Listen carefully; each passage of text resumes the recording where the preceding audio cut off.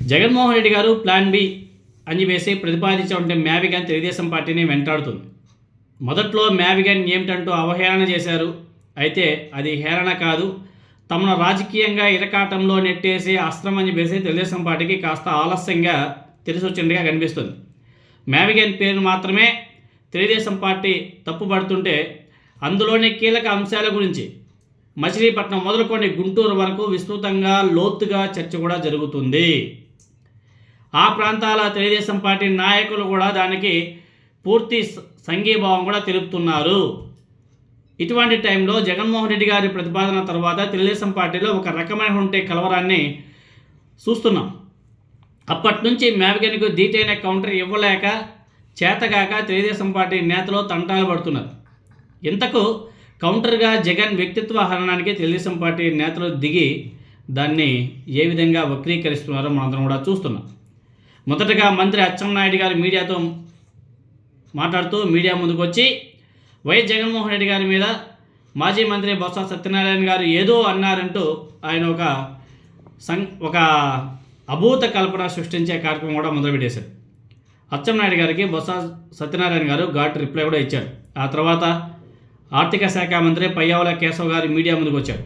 మ్యావిగన్ మీద ఆయన వద్ద సమాధానం లేదు. అసలు మ్యావిగన్ గురించి మాట్లాడేందుకు ఆయన దగ్గర ఆ సబ్జెక్టే లేదు. ఆయన కూడా దాని మీద ససేమిరా అన్నట్టు వ్యవహరించేశారు.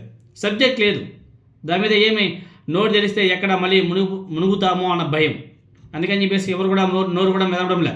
అక్కడ కూడా మళ్ళీ జగన్మోహన్ రెడ్డి గారి వ్యక్తిత్వ హననం చేయడానికి ప్రయత్నాలు చేస్తారే తప్ప మ్యావిగన్ గురించి ఎక్కడ కానీ ఎవరు కూడా ఒక ప్రస్తావన కూడా చేయలేదు అంటే తెలుగుదేశం పార్టీ నాయకులు, మంత్రుల్లో, అదేవిధంగా ముఖ్యమంత్రి చంద్రబాబు నాయుడు గారిలో ఎంత భయం పుట్టిందో దీన్ని బట్టే మనకి అర్థమవుతుంది. అదేవిధంగా సహజంగానే జగన్మోహన్ రెడ్డి గారు ఆయన పార్టీ మీద పయ్యావుల వ్యక్తిగత దూషణలకు దిగారు. తాజాగా జల వనరుల శాఖ మంత్రి నిమ్మల రామానాయుడు వంతు వచ్చినట్టుగా ఉంది. ఆల్రెడీ తెలుగుదేశం పార్టీ తయారు చేసినటువంటి జగన్ వైసీపీ వ్యక్తిత్వ హనన స్క్రిప్ట్నే ఆయన కూడా చదివి వినిపించడం జరిగింది. వైఎస్ఆర్ కాంగ్రెస్ పార్టీ అనేది రాజకీయ పార్టీనే కాదు, గొడ్డలి పార్టీ అని చెప్పేసి విమర్శించారు. వీళ్ళంతే అలా ట్రోల్ చేసుకోవడమే, అలా వ్యక్తిత్వ హననం చేయడమే తప్ప వీళ్ళకి సబ్జెక్ట్ ఉండదు, కాన్సెప్ట్ ఉండదు, రాష్ట్ర ప్రయోజనాలు అవసరం లేదు, రాష్ట్ర అభివృద్ధి అవసరం లేదు. అలాంటి ఒక సెక్షన్ ఆఫ్ పీపుల్స్ తెలుగుదేశం పార్టీలో ఉన్నారు. వాళ్ళ మీడియా వాళ్ళ మనసులో అలాగే ఉంటారు. అలాగే వివేక గారి హత్య కేసు, అదేవిధంగా ఇతర హత్య కేసుల్లోనూ నిందితులంతా కూడా ఎందుకు అనుమానాస్పద స్థితిలో చనిపోతున్నారని చెప్పేసి ఆయన పాత విమర్శలే మళ్ళీ పునరావృతం చేయడం జరిగింది. మరోవైపు ఉత్తరాంధ్ర తెలుగుదేశం పార్టీ ఎంపీలు తమ ప్రాంతానికే చెందినటువంటి వైఎస్ఆర్ కాంగ్రెస్ పార్టీ నేతలు, మాజీ మంత్రులు బొత్స సత్యనారాయణ గారు, అదేవిధంగా ధర్మాన ప్రసాదరావు గారు 10 ఏళ్ల క్రితం జగన్మోహన్ రెడ్డి గారి మీద చేసినటువంటి తీవ్ర విమర్శల్ని పేపర్ క్లిప్పింగ్లు చూపించి దాన్ని ప్రదర్శించడం జరిగింది. అంతేగాని వాళ్ళు ఎక్కడా కానీ మ్యావిగన్ మీద స్పష్టమైన ఎవిడెన్స్తో ఏమి కూడా డేటాతో మాట్లాడలేకపోయారు. అక్కడ కూడా మళ్ళీ వ్యక్తిత్వ హనమే. అలా అనుకుంటే గతంలో పురంధేశ్వరి గారి భర్త ఎన్నిసార్లు నారా చంద్రబాబు నాయుడు గారిని తిట్టలేదు, నాదెండ్ల భాస్కరరావు గారు ఎన్నిసార్లు చంద్రబాబు నాయుడు గారిని తిట్టలేదు, ఇప్పుడు నాదెండ్ల మనోహర్ గారు చంద్రబాబు నాయుడు కింద పనిచేయట్లేదా? బొత్స ఆమె పురంధేశ్వరి గారి భర్త ఇప్పుడు చంద్రబాబు నాయుడు గారితో చట్టాపట్టాలు వేసుకుని తిరగలేదా? గతంలో పురంధేశ్వరి గారు చంద్రబాబు నాయుడు గారి గురించి మాట్లాడిన మాటల స్పెషల్ స్టేటస్ గురించి ఏ విధంగా తిట్టింది? గతంలో షర్మిల చంద్రబాబు నాయుడు గారిని నోటుకు వచ్చేట్టు తిట్టింది. ఇప్పుడు ఆయన దగ్గరికి వచ్చి చేరిపోలేదా? రాజకీయాల్లో తిట్లు కామన్. అలా అనుకుంటే మా చంద్రబాబు నాయుడు గారు మోదీ గారిని అసలు బూతులే, బాలకృష్ణ గారు మోదీ గారిని బూతులే, పెళ్ళాం పిల్లకాయలే నీకేం చేసింది ఫ్యామిలీ బాధ అని చెప్పేసి కూడా మాట్లాడారు మోదీ గారి గురించి. ఇప్పుడు వాళ్ళంతా కూడా చట్టా పట్టాలు వేసుకుంటారు అట్లా. ఒకనొక సమయంలో చంద్రబాబు నాయుడు గారు ఉమ్మడి ఆంధ్రప్రదేశ్కి ముఖ్యమంత్రిగా ఉన్నప్పుడు అప్పుడు గుజరాత్కి ముఖ్యమంత్రిగా ఉన్నటువంటి నరేంద్ర మోదీ గారు హైదరాబాద్కి వస్తే ఎయిర్పోర్ట్లో దిగనివ్వకుండా వచ్చిన ఫ్లైట్లోనే వెనక్కి పంపించాడు చంద్రబాబు నాయుడు గారు. దాన్ని ఏమంటారు? ఇవన్నీ కూడా చాలా చూశారు జనాలు.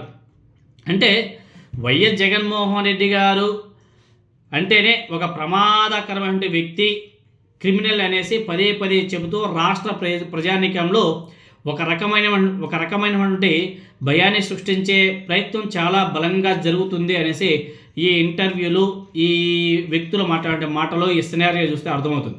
అయితే జగన్మోహన్ రెడ్డి గారి మీద ఇదేమి కొత్తది కాదు. 2009 నుంచి ఆయన మీద వ్యక్తిత్వ హననం మొదలుపెట్టేశారు. కొత్తది కాకపోయినా ఇప్పటికే ఉన్నటువంటి భయాన్ని పోగొట్టకుండా నింపాలనే వ్యూహంతోనే తెలుగుదేశం పార్టీ నేతలు తీవ్ర ప్రయత్నం కూడా చేస్తున్నట్టుగా కనిపిస్తుంది. ఎందుకంటే ఎవరి నోట విన్న ఒకటే, జగన్మోహన్ రెడ్డి అది, జగన్మోహన్ రెడ్డి గారు ఇది అంటారే తప్ప రాష్ట్ర ప్రయోజనాల కోసం జగన్మోహన్ రెడ్డి గారు చెప్పినటువంటి మాటల మీద ఎక్కడ కానీ డిబేట్ పెట్టి మాట్లాడడంలే, టెక్నికల్ పాయింట్స్ ఎక్కడ కానీ రైట్ చేయట్లే. అది తెలుగుదేశం పార్టీ యొక్క దౌర్భాగ్యం, అదేవిధంగా వాళ్ళ మీడియా. ఎందుకంటే జగన్మోహన్ రెడ్డి గారిని ఒక నెగిటివ్ కోణంలో చూపించే ప్రయత్నాలు ఆ రోజు నుంచి ఈ రోజు వరకు ఫ్యూచర్ కూడా జరుగుతూనే ఉంటాయి. ఇదంతా కూడా వైఎస్ జగన్మోహన్ రెడ్డి గారు మ్యావిగన్ ప్రతిపాదన తీసుకొచ్చే నేపథ్యంలో సాగుతున్నటువంటి తంతుగా గమనించాలి. అదేవిధంగా జగన్మోహన్ రెడ్డి గారి మీద ముఖ్యమంత్రి చంద్రబాబు నాయుడు గారు, డిప్యూటీ సీఎం పవన్ కళ్యాణ్, మంత్రి నారా లోకేష్ గారే, అదేవిధంగా వాళ్ళ సహచర మంత్రులు, ఎమ్మెల్యేలు తీవ్ర ఆరోపణల్ని గమనిస్తే అంతా ఒక పథకం ప్రకారమే సాగుతున్నట్లు చాలా స్పష్టంగా అర్థమవుతుంది. అదేంటో కానీ మ్యావిగన్ ప్రతిపాదన మీద చర్చకు తెలుగుదేశం పార్టీ భయపడుతుంది. దాని గురించి ఎందుకు ప్రస్తావించకపోతున్నారో అర్థం కావడం లేదు. మ్యావిగన్ ప్రతిపాదన ఒక పిచ్చి చేష్టగా మొదట్లో ఆరోపించిన వాళ్ళంతా కూడా ఇప్పుడు దాని గురించి మాట్లాడడానికి భయపడుతున్నారు, జంకుతున్నారంటేనే అక్కడే చాలా స్పష్టంగా అర్థమైపోతుంది. అదేవిధంగా మ్యావిగన్ ప్రతిపాదనలో 110 కిలోమీటర్ల రాజధాని కారిడార్ ఉంది. ఇది చాలా ఇంపార్టెంట్ అయిన పాయింట్. మచిలీపట్నం, గుంటూరు, విజయవాడ ఈ 3 నగరాలు ఉన్నాయి. ఇక్కడ 40 నుంచి 60 లక్షల జనాభాకు సంబంధించినటువంటి ప్రయోజనాలు దాగి ఉన్నాయి మ్యావిగన్ ప్రతిపాదన ఎలా తప్పో అధికారంలో ఉన్నటువంటి తెలుగుదేశం పార్టీ, జనసేన, బీజేపీ కొంచెం వివరంగా ప్రజలకు అర్థమయ్యే విధంగా చెప్తే చాలా బాగుండేది. అలా చేయకుండా జగన్మోహన్ రెడ్డి గారి వ్యక్తిత్వాన్ని కించపరుస్తూ గతంలో చేసినటువంటి వాటింతా కూడా మళ్ళీ తప్పుడు వార్తలు మళ్ళీ ప్రచురించడం వల్ల జనంలో ఒక తప్పుడు ఇంజెక్షన్ చేయడానికి సిద్ధమైపోయారు. అసలు ఆ ప్రతిపాదన శుద్ధ దండగా అని బలంగా చెప్పగలిగే సమాచార సాధన సంస్థ సంపత్తి తెలుగుదేశం పార్టీ దగ్గర లేదు. అత్యంత కీలకమైనటువంటి రాజధాని మీద చర్చించడానికి అనుకూల పత్రికలు, టీవీ ఛానల్స్ను వాడుకోకుండా నిత్యం జగన్మోహన్ రెడ్డి గారిని తిట్టడానికి మాత్రమే దుర్వినియోగం చేయడం ఎంత విడ్డూరంగా ఉందో ప్రజలందరూ కూడా ఆలోచన చేస్తున్నారు. రోజు జగన్మోహన్ రెడ్డి గారిని తిడితే లాభం ఏంటో ఆ తెలుగుదేశం పార్టీ నాయకులకి, ఆ మంత్రులకి, ఎమ్మెల్యేలకు వాళ్ళకే తెలియాలి. జగన్మోహన్ రెడ్డి గారిని తిట్టడం వల్ల రాష్ట్రానికి ఏమైనా లాభం ఉందా? అమరావతి నిర్మాణానికి లక్షల కోట్లు ఖర్చు అవుతుందని జగన్మోహన్ రెడ్డి గారితో పాటు ఆ పార్టీకి సంబంధించిన నేతలు బలంగా ఎవిడెన్స్తో, డేటాతో మాట్లాడుతున్నారు. ఆ డేటాని మీరు అసలు అపోజ్ చేస్తున్నారంటే లేదు. అక్కడ కూడా మళ్ళీ జగన్మోహన్ రెడ్డి గారి వ్యక్తిత్వ హననం చేయడానికి సిద్ధమయ్యారు తప్ప జగన్మోహన్ రెడ్డి గారు లెక్కలతో చెప్పే ఆ ఎవిడెన్స్, ఆ డేటా వీళ్ళు అపోజ్ చేయలేకపోతున్నారు. ఏదో ఏది మంచిదో ఆలోచించాలని చెప్పేసి జగన్మోహన్ రెడ్డి గారు రిక్వెస్ట్ చేస్తున్నాడు. అలాగే కొత్త నగరాన్ని నిర్మించడానికి లక్షల కోట్లు ఖర్చు పెట్టే బదులు ఆల్రెడీ ఉన్నటువంటి వాటిని అభివృద్ధి చేసుకుంటే బాగుంటుంది కదా అనే ప్రశ్నకు కూటమి వైపు నుంచి ఎటువంటి సమాధానం రాలేదు. అక్కడ కూడా మళ్ళీ జగన్మోహన్ రెడ్డి గారి యొక్క వ్యక్తిత్వ హననం. ఇటువంటి టైంలో ప్రతిరోజు ఒకరిద్దరు మంత్రులు మీడియా ముందుకు రావడం, జగన్మోహన్ రెడ్డి గారు ఆయన పార్టీ నేతల మీద తీవ్ర విమర్శలు చేయించేందుకు తెలుగుదేశం పార్టీ ఒక ప్రణాళిక రూపొందించి దాన్ని విజయవంతంగా అమలు చేస్తుంది అనేసి చాలా స్పష్టంగా అర్థమవుతుంది. అయితే తెలుగుదేశం పార్టీ అనుకుంటున్నట్లు జగన్మోహన్ రెడ్డి గారి మీద తీవ్ర ఆరోపణలతో జనం భయపడుతూ ఏమీ చేయకపోయినా కూటమే బెటర్ అనుకునే పరిస్థితి ఉందా అనేది కూడా ఒక ప్రశ్నగా ఉంది. ఇంకొక వైపు తెలుగుదేశం పార్టీ భయాన్ని వైసీపీ పసిగట్టేసింది. ఇందుకే మ్యావిగన్ మీద మరింత బలంగా ఆ పార్టీ మాట్లాడుతుంది. ఆ దిశగా కూడా అడుగులు వేస్తున్నారు. మొన్న ఫ్లెక్సీలు వేసిన వాళ్ళ మీద ఏదో కేసులు కూడా పెట్టినట్టుగా ఉన్నారు. సో అమరావతి పేరుతో తెలుగుదేశం పార్టీ భూదోపిడీ గురించి, అక్కడ జరిగే కరప్షన్ గురించే వైఎస్ఆర్ కాంగ్రెస్ పార్టీలు విమర్శలు చేస్తూనే వస్తున్నారు. అలాగే అమరావతిలో నిర్మాణాలకు మిగిలిన మహానగరాల కంటే 2-3 ఇంతల ఖర్చు కూడా ఎక్కువ పెట్టడం వెనుక దోపిడీ కూడా ఉంది అనేసి ఆ దోపిడీ గురించి కూడా చాలా బాగా వివరిస్తున్నారు వైసీపీ వాళ్ళు. అలాగే కొత్త నగరం నిర్మాణం అవసరం లేకుండానే మ్యావిగన్ పేరుతో జగన్మోహన్ రెడ్డి గారు ప్రతిపాదించినటువంటి అంశాల గురించి జనంలోకి వైసీపీ వాళ్ళు బలంగా తీసుకెళ్తున్నారు. ఒకవైపు వైసీపీ నేతలు మ్యావిగన్ గురించి పెద్ద ఎత్తున ప్రచారం చేస్తుంటే దానికి విరుగుడుగా అన్నట్టు జగన్మోహన్ రెడ్డి గారి మీద వ్యక్తిత్వ హనన విమర్శల్ని తెలుగుదేశం పార్టీ తీవ్రతరం చేస్తుంది. ఆ రెండింటిలో జగన్మోహన్ రెడ్డి వేటి వైపు ఆకర్షితులు అవుతున్నారనేదే ఇప్పుడు ప్రధాన అంశం.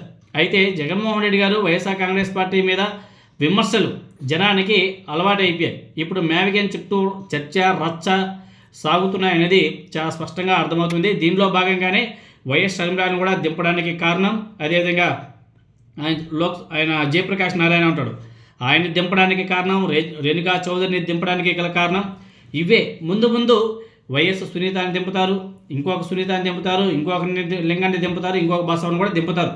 ఇక్కడ మెయిన్ ఏమంటే మ్యావిగన్ని డైవర్ట్ చేసి జగన్మోహన్ రెడ్డి గారి మీద వ్యక్తిత్వ హననం చేస్తూ జనాల్లోకి ఆ వ్యక్తిత్వ హననం ఏదైతే ఉందో దాన్ని ఇంజెక్ట్ చేయడానికి ప్రయత్నాలు చేస్తున్నారు.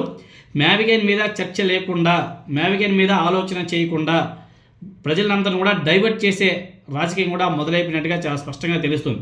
సో ప్రజలు దీని మీద ఏ విధంగా ఆలోచన చేస్తారు అన్నది కూడా చూడాలి.